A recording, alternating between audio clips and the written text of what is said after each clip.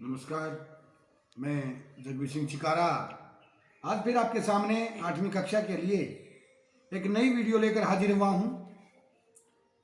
हमारा जो विषय है वो एसएस है और उप विषय जो है वो सामाजिक एवं राजनीतिक जीवन है।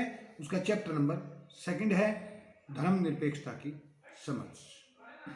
उसमें हमारा एक प्रश्न है, वो प्रश्न है अपने आस पड़ोस में प्रचलित धार्मिक क्रियाकलापों की सूची बनाइए और आप विभिन्न प्रकार की प्रार्थनाओं, विभिन्न प्रकार के देवताओं की पूजा, विभिन्न पवित्र स्थलों, विभिन्न प्रकार के धार्मिक संगीत व गायन आदि को देख सकते हैं। क्या इसे धार्मिक क्रियाकलापों की स्वतंत्रता पता चलता है? इस बारे में हम विश्लेषण करेंगे। जो हमारा आस पड़ोस है, हमारा समाज है, उसके अंदर अलग अलग धर्मों के लोग भी रहते हैं। वहाँ पर उनकी अलग अलग प्रार्थनाएं करने का ढंग है, अलग अलग उनके देवता हैं, उनकी पूजा की जाती है। मंदिर, मस्जिद, गुरुद्वारे हैं, चर्च हैं।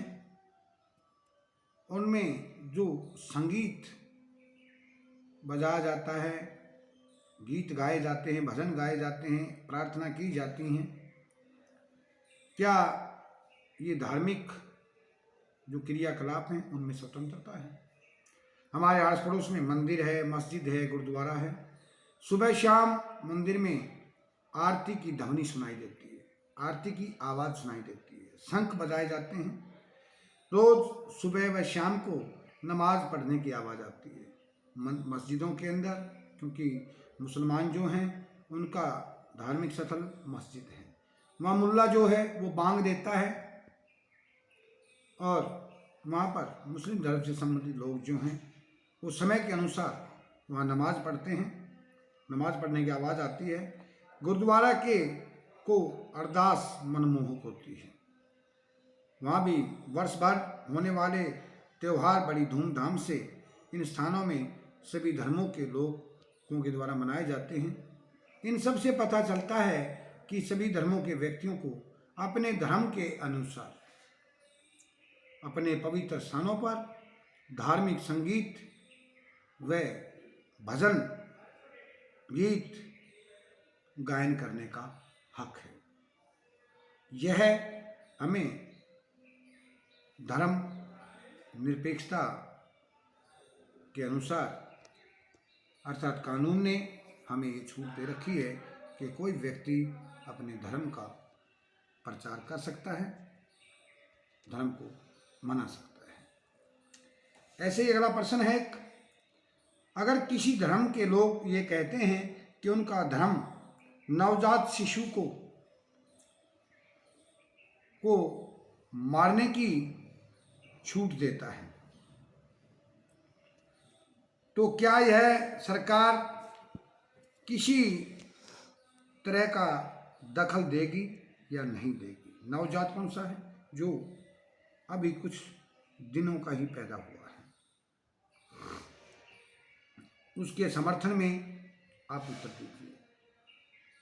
अगर कोई धर्म है, उसके लोग कहते हैं कि भाई जो इस संसार में आया है अभी उसको मारने की छूट है, क्या सरकार का ये उत्तरदायित्व तो नहीं है कि उसको रोके या न रोके? इसके बारे में बताना आपने। किसी धर्म के लोग अगर ये कहते हैं कि उनका धर्म नवजात शिशुओं को मारने की छूट देता है, तो सरकार इसमें अवश्य जरूर दखल देगी, क्योंकि सभी मनुष्यों को इस पृथ्वी पर जीने का अधिकार है और किसी मनुष्य की हत्या भले ही चाहे वो नवजात शिशु ही क्यों ना हो, अभी अभी जो संसार में आया है उसको मारना भी कानूनन अपराध है। वही सजा एक बड़ी से बड़ी आयु के व्यक्ति, चाहे वो स्त्री है या पुरुष है या कोई बच्चा है, बच्ची है, या कोई संसार में अभी अभी जिसने कदम रखा है, सभी के साथ। इस व्यवहार को देखते हुए कानून ने एक ही धारा निश्चित की है। तो इसलिए यह कर्तव्य या यह कार्य मानव अधिकारों का खुला उल्लंघन है। इसलिए सरकार ऐसे कार्यों के लिए, ऐसे धर्म के जो ये कह रहे हैं उनके कार्यों में दखलंदाजी देगा और ऐसे व्यक्ति जो इस कार्य को करते हैं उनको अपराध की श्रेणी में घोषित करके उनको सज़ा प्रदान की जाती है। उसके बाद हमारा प्रश्न है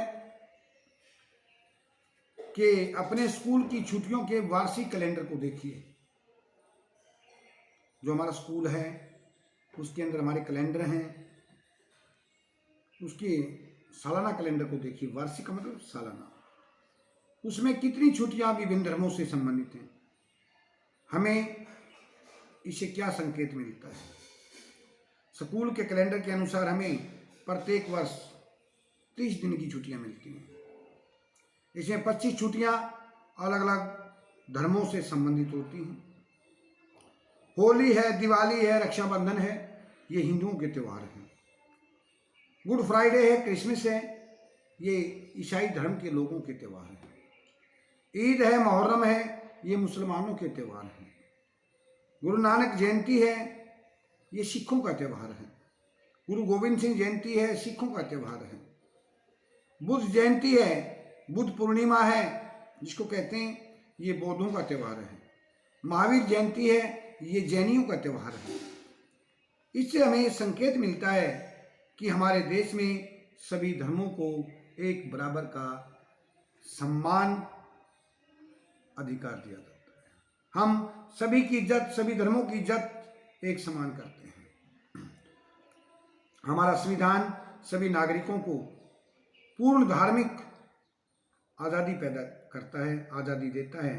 प्रत्येक व्यक्ति अपनी इच्छा से किसी भी धर्म को अपना सकता है और उसका प्रचार भी कर सकता है, उसका प्रसार भी कर सकता है। ये उसे छूट दे रखी है। देखिए, आपने जो प्रश्न पढ़ा कैलेंडर से संबंधित पढ़ा कि हमारा जो वार्षिक कैलेंडर होता है स्कूल का, उसमें 30 छुट्टियां जो हमें मिलती हैं वो विभिन्न धर्मों से संबंधित होती हैं। तो आपने पढ़ा भाई हिंदुओं के होली, दिवाली, जो रक्षाबंधन और तीज त्यौहार हैं। मुसलमानों के मुहर्रम हैं, ईद हैं।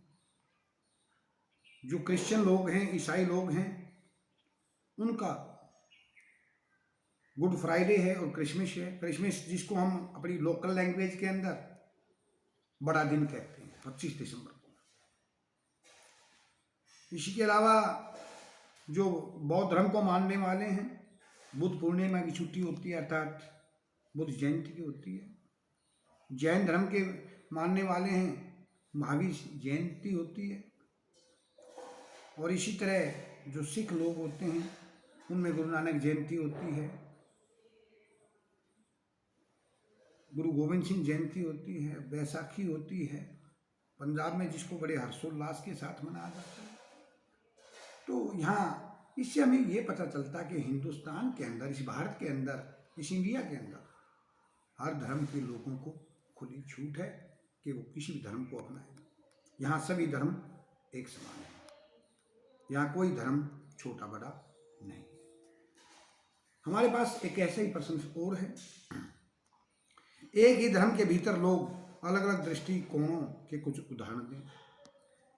भाई जैसे मुसलमान धर्म है, उसमें भी 2 प्रकार के मुसलमान हैं, शिया मुसलमान और सुन्नी मुसलमान।